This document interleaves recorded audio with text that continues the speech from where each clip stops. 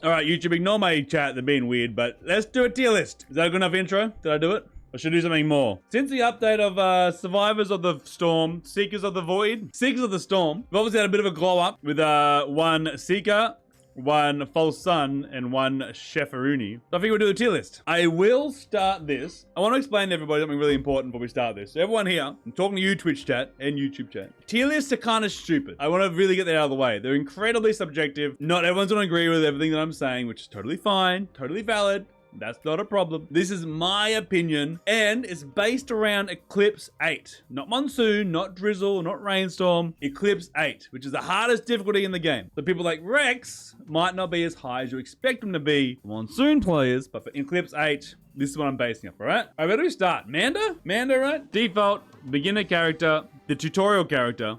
You run, you shoot, you jump. He has to be a solid B, right? I think they're a quality B. I know everyone loves them.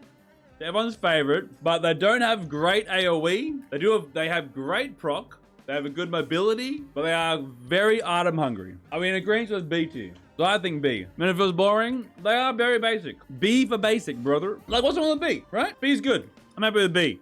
Huntress, though. C for Commando? No, it's B for Commando. Huntress, I think, greatly outclasses A tier.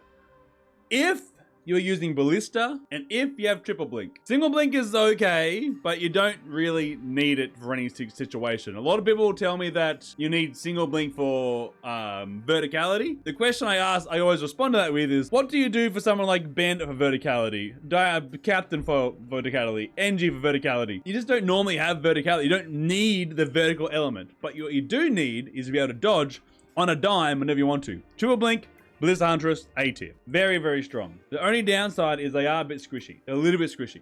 Auto aim as well is always very handy, which can be a pain when you're trying to focus people down. But if she was a bit tankier, maybe an S tier character, but I think she's A. Like, S tier is reserved for some very special ranks. I always get in this conversation with this, people are like, oh, but A is really good. B is good. A tier is very good. The Ballista is the only damage ability. She does have innate AoE with a glaive, which is really strong too. NG. Let's go NG. Yeah, this is where my bias kicked in, because I fucking love NG. I love NG. But I don't know. A tier? S? Y'all think S? You want Angie and S tier? It's not S. Yeah, like they're both in A tier, but like, does that mean they're equal? No, they're not. Huntress is better in mobility, clearly. Angie's better in item, like, versatility. Angie can use so many items other characters can't. And the way you need to look at it is Angie has the way I look at Angie is they've got two little Mandas in their pockets ready to go at all times. Incredibly strong. Incredibly strong. Makes every item better? Yeah. Like, have innate movement. My biggest thing with Angie is his mobility. In the terms of Eclipse 8, obviously 4 damage will kill you. Mobility is an issue, but man, an Angie run done right is insane, dude. Insane. I'm happy with A tier. If you play NG properly, I'm saying A tier. See how powerful they can be or consistent as trigger they are? It's a good question. I think I just like how consistent they are, I guess. And I find NG incredibly consistent when you play around the turrets properly. You use them as a distraction, not necessarily for all your damage. Cycling between harpoons, your M1, your spider mines. I think the problem a lot of people fall into with NG is they rely purely on their turrets and nothing else. But they are there to help you. You're not there to help them. I think it puts them in A tier. I'm happy with A tier. Artificer. Is she our first S? Is she the first S? She might be S. On an S? I think she is. She has fantastic mobility, great survivability, really good innate damage with her. Either Nanobomb is crazy good AoE and damage. Ice Spear is freeze on every enemy and Mithrix, not including other bosses, obviously, and execute. Her fire bolts are fantastic with the Ignition tank, and her ice wall is great ground control and again a freeze. I think she's S tier. And Hoppy can't give S because Hoppy said she's bad. Yeah. Plot twist, the people who made Artie don't understand how strong she is. S tier is a free run. She's kind of a free run though. I think she's S. Oh, and she attack speed actually benefits her now too. What about Flamethrower? What about Flamethrower? Look, if this was Flamethrower Artie, she'd be here. All right, maybe scraping in here. But with Iron Surge, S tier. I'm so bad at Artie. Couldn't imagine putting her higher than C. She is very strong. Very strong. My first ever Eclipse 8 win was with Artie way back in the day. Flarty below Commando. Yeah. Acrid. All right. Acrid Blight. Acrid Poison. Easiest decision in my life. Easiest decision of my life. Acra's S tier. Super strong. Super strong. Poison, epidemic. You literally just need movement speed and 1 gas. And the gas is optional. Like, it just makes it a bit easier. Like, this guy's insane. Again, blight, down here somewhere. But, poison, easy. Easy decision. Bit and dip, exactly, dude. Exactly. Bandit. I'm sensing a pattern. I'm sensing a pattern. All right. Bandit lights out. A tier. Bandit Desperado. S tier. Thoughts? A, fantastic mobility with his shift. Innate crit damage from behind. So this guy starts with 10 crit glasses when you shoot from behind. Let that sink in. Has an infinitely scaling special that starts at 600% base damage and scales like 40% each time you kill something with it. They are literally the strongest survivor in the game with a bit of prep time. They have the Batman argument. With prep time, Bandit is the strongest survivor in the game. I'm lying, it's 60. Sorry, even better. My bad. 60, yes. Sorry. Yeah, easy S tier. All right, Capitan, I think is A tier. Ruddy is fuming right now. Captain A tier. Only because of the lack of mobility. Again, only because of the lack of mobility. Incredibly strong. I promise there'll be things below S and A tier, but it's just the way it's going. Either Orbital Strike or Dabbler Strike, very good. People meme on Dabbler Strike, but if you play around Dabbler Strike properly, with a 40,000% damage, Mithrix doesn't stand a chance. Not at all. Obviously, his beacons are incredibly versatile. His shock beacon shocks things infinitely, by the way, as long as you don't hurt them. The hacking beacon obviously is very comfy with chance shrines and legendary chest. The healing and supply beacons or whatever, don't really care about those. The taser is slept on, incredibly slept on. Taser is such a good thing, such a good attack to use to keep big enemies under control. Mando, a partner in B tier? We're getting there, dude. Mando's gonna get a friend soon, I'm sure. Any minute now. Any minute now, Mando's gonna get a friend. See, the interesting thing about this is I didn't know what my tier list was gonna look like. I had no idea. I didn't think about this until today. So like watching this now, I'm really seeing like how I value these characters. I've never actually thought about it. Heretic. Like they're really strong, but I just hate them. Can we exclude them from the list? They're OP. They're fucking OP, dude. They're OP, but they're just shit. They're not fun. From S+, crop them out. Bet. S+, stinky. Yeah, we'll just, there we go. Perfect. They're just OP, dude. They're just too strong. Like, they're just not fun. Ruin's insane. You have literal invincibility in the shift. The M1 is a lock-on, and it has a 1.1 proc code technically because of the first one and the second explosion is, 1 and 0.1. They're dumb. They're dumb strong. They're OP. They're not fun. I don't like them. Stinky. Loader S tier. Easy option. Loader S tier. Next. Any Loader skill issuers out there that wanted fight with Loader and S tier? Everyone is gonna put Loader lower because they're bad at Loader, dude. Where would your Loader be? My Loader would be around here, but I'm very aware she's very strong.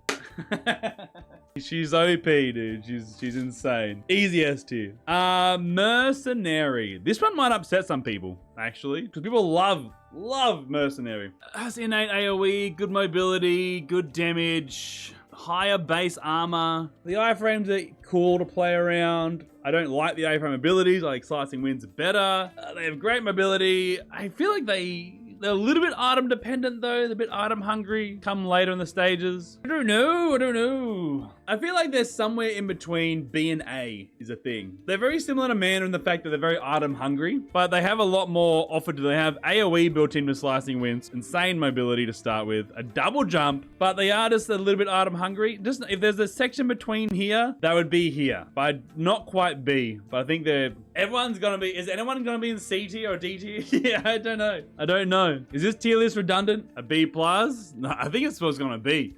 It's gonna be S, A plus B, B plus C. I don't think. I'm looking down here. I'm thinking maybe Mando gets one friend. Not above Mando? Definitely above Mando. Yeah, C and D are decorative. I mean, it's a good example of how strong. Like, it's going to be clumped at the top here. Because that's just how these characters are. All the characters are really good. I've said this once, I'll say it 1,000,000 more times again. If you think a character is bad, that means you are bad at that character. Lock that into your brain. Every one of these characters is good. Every one of them.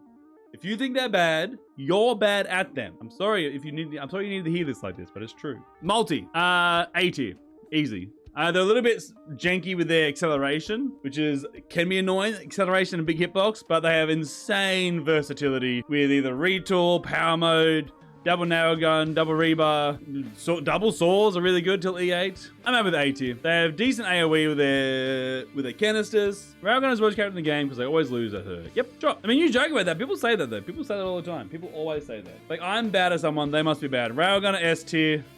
I don't need to say anything else. She's loaded but range. She's god tier. If you want tips on how to play Railgunner, learn to aim. That's it. There's 2 tips to give for Railgunner. 1, learn to aim. 2, back up from your enemies so you can hit them easier from range. Void Fiend is fucking... Everything's up here. What is happening? This tier list is getting more redundant as it goes along. Move mana down, give yourself some room. I don't... No, I stand by these options because it's just weird comparing these guys together. Yeah, I think we're gonna have to refine this at the end for sure because this feels weird right now, dude. Being as free as hell, they really are, dude. They really are. Like they're in between, dude. All right, you know what we're gonna do? No. I have a way to fix this. Check this out. Ready? Okay, we got A+, and we got A, and we got B+, and then we got a B. There we go. There we go. You. Fuck. You. You're there. You. Fucking. You. You. Yeah. Is that better? Turn my head, cheater tier list. Is that better? Between A and B? I did say Merc's between A and B. Yeah, Merc's there. Okay, it's looking better. It's looking more spread out. Okay, good. This is going all kinds of wrong. Yeah. This looks good. That looks good. Lock it in. Lock it in. Lock it in. Beautiful. That looks smick-as. Smicko. Making an FT for Rex? Wrong. Wrong. Although I do think I need to add one more.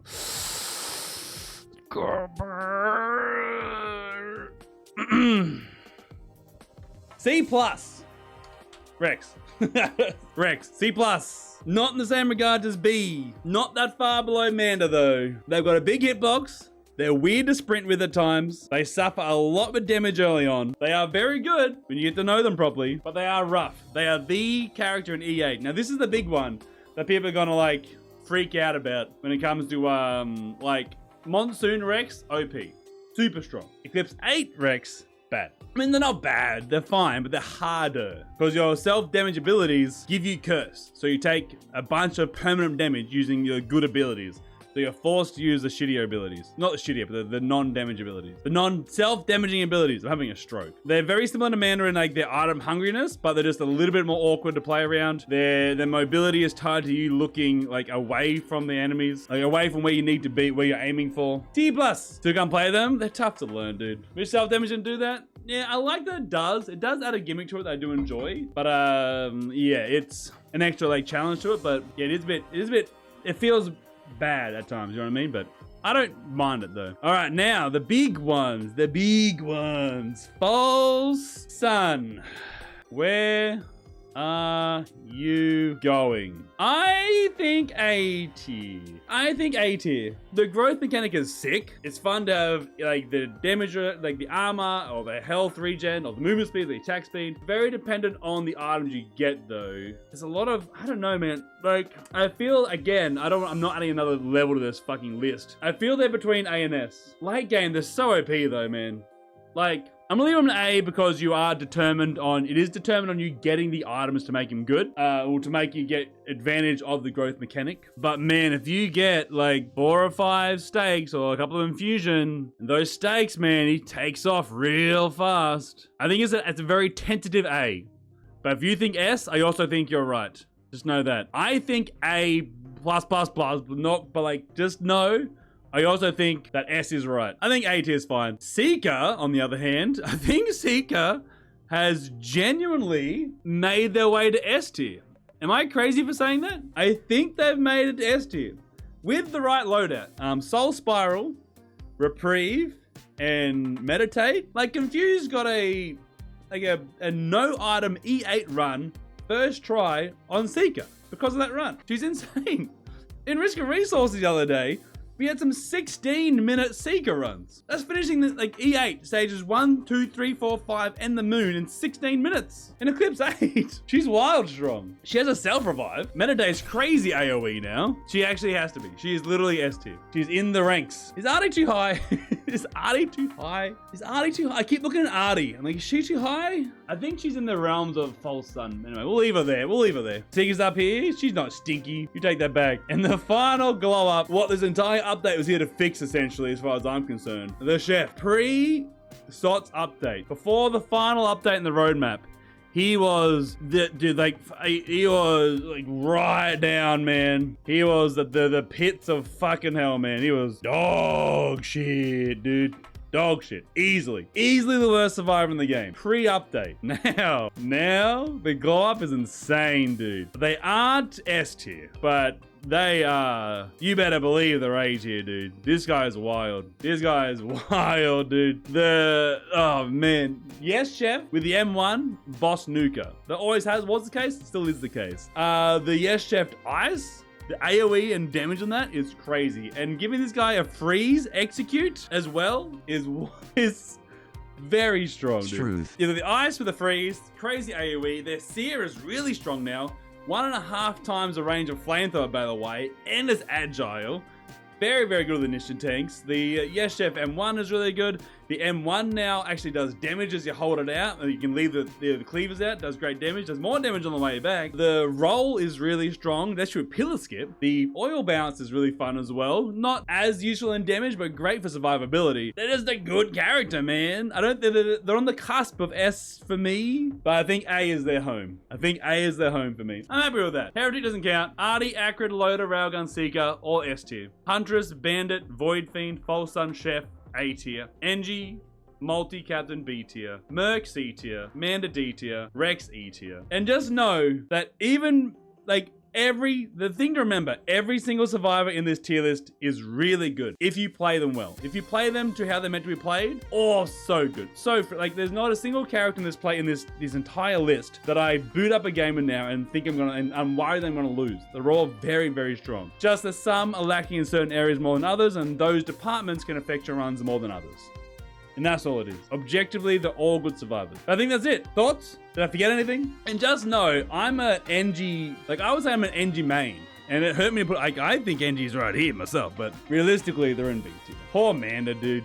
Poor Manda. I think it's pretty good. Poor Manda, best character in the game. The thing is, if you get a God proc run, it's good on everybody. Like, everybody is good with the God proc run. That's the thing. Manda is more, like, they need that more to win, more than anything else. But other characters will find other ways to win around that. That's where it comes to the issue, right? C tier list? Yeah, my bad. Anyway, that's my tier list. Tell me about how much you hate it in the comments, I guess. Love you, bye. Good job, chat. We did it. We did it. Look at that free content farm.